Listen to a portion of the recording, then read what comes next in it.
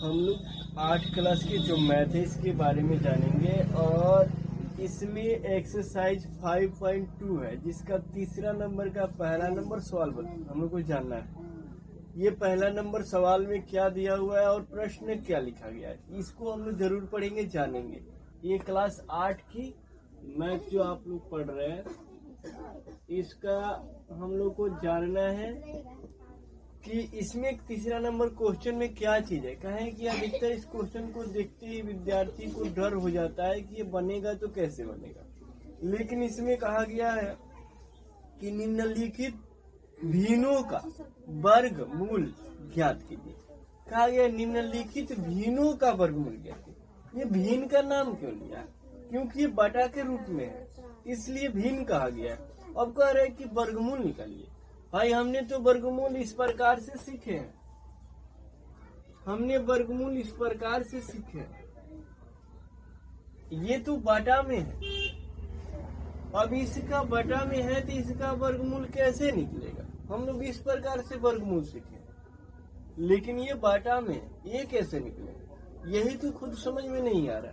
इससे लड़के क्या होते हैं, विद्यार्थी सब भयभीत हो जाते हैं, थोड़ा उनके अंदर डर हो जाता है कि ये क्वेश्चन से नहीं बन पाएगा। लेकिन सबसे आसान है, ये सबसे आसान है, इसको आसानी तरीका से हम लोग बना सकते हैं। देखिए इसमें क्या आसान है, कुछ नहीं। ये रूट का मतलब होता है वर्ग। आपने पता है कि किसी अंक पर अगर स्क्वायर लग जाए तो ये वर्ग के रूप में हो जाता है।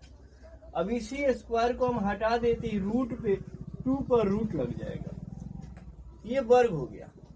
अब देखिए ये जो लगाया गया है रूट में है यानी वर्ग में है, तो हम इसे क्या करेंगे कि हमको पता है कि 9 का वर्ग क्या होता है। वर्ग तो हम लोग सीखे होंगे, 9 का वर्ग क्या होता है? 3 तरीका 9, यही तो होगा। इसका आंसर क्या होगा? 3। अब 3 का स्क्वायर कर देंगे तो ये स्क्वायर का मतलब क्या होता है? स्क्वायर का मतलब क्या होता है?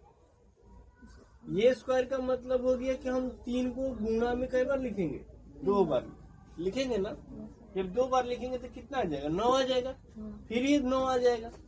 इसी प्रकार से हम लोग सोचेंगे कि बनेगा कैसे। सेम वही कहानी है। यहाँ हमने क्या किया, 3 का क्या कर दी, ये 3 कहाँ से आया? तो इसका 9 का वर्ग निकालेंगे तो 3 होगा। 16 का वर्ग क्या होगा? 4 होगा कि नहीं होगा? हमने जब इस स्क्वायर को यहाँ पर रखे थे तो फिर देखिए 4 चौका 16 हो जाएगा, ये मिल गया। 3 तरीका 9 भी मिल जाएगा। अब जब इसका वर्ग हम लोग करेंगे तो हमें पता है कि इसका आंसर कितना आना चाहिए। जब हम इसका वर्गमूल निकालेंगे, जब वर्गमूल निकालेंगे तो ये वर्गमूल निकालने के लिए बोला गया ना, वर्गमूल। ये रूट में था इसीलिए हम लोग को थोड़ा डर लग रहा था। तो सबसे आसान तरीका, इसका वर्ग क्या हो जाएगा? 3 बटा, वर्गमूल क्या हो जाएगा? 3/4 4। ये 3 कहाँ से आया? 4 कहाँ से आया? 3 का वर्ग हम निकाले थे, 9 का वर्गमूल निकाले थे तो कितना आया था? 3 आएगा। वर्गमूल निकालने के लिए भी तो बताया कैसे वर्गमूल निकाला जाता है। वैसे 16 का वर्गमूल निकाल दिए थे 4 आ गए। ये रूट हट जाएगा तो स्क्वायर भी हटेगा। जब स्क्वायर हटेगा तो यहाँ रूट भी हमारे हटेंगे। स्क्वायर लगा रहता है तो कभी कल क्या होता है, किसी अंक में स्क्वायर लगा रहता है तो स्क्वायर जब हटाएंगे तो रूट लिखा जाता है। तो रूट हटा दिए, हम रूट हटाएंगे क्योंकि इसका वर्गमूल निकालना था। तो 9 का वर्गमूल निकालेंगे तो हमारे रूट की जरूरत नहीं, इसलिए 3/4 आंसर आ जाएगा। ऐसे बटा में जो हो उस प्रकार से उसका वर्गमूल ज्ञात करते हैं। ठीक है, बनाइए।